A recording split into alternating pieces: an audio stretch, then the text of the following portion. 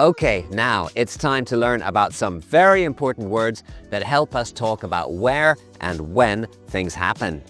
They're called prepositions, and they connect words in a sentence. Prepositions are very difficult to learn, so let's start with 3 of the most important ones. In, on, and at. In. Use in to talk about something inside another thing, like a folder, a bag, a program, or a room. My documents are saved in the Downloads folder. The data is stored in the cloud. The meeting will take place in the break room. Use in also for time periods. The software will be updated in 2 weeks. On. Use on to talk about something on a surface, like a computer screen, table, board, and so on. The error message appeared on the screen after I tried downloading the file.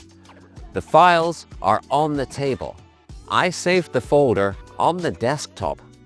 Use on also for specific days for events. The presentation is happening on Tuesday. At. Use at for specific places like office stations or web addresses. The website is located at englishforit.org. The meeting will take place at the headquarters. We're meeting at the hotel before we go to the conference.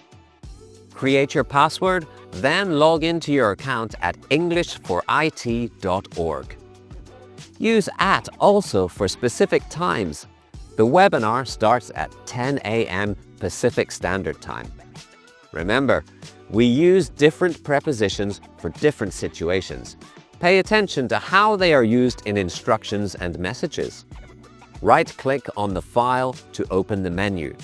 You are logged in to your account. Learning prepositions needs time and practice, just like learning a new game. If you find them difficult in the beginning, don't lose hope. Even people who grew up speaking the language can find them challenging. Think of it like learning to ride a bike.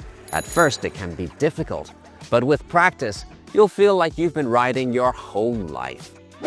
There are many other helpful words like these in English, but these 3 are a great start. Keep learning new words and practicing your sentences, and you'll become an expert in no time.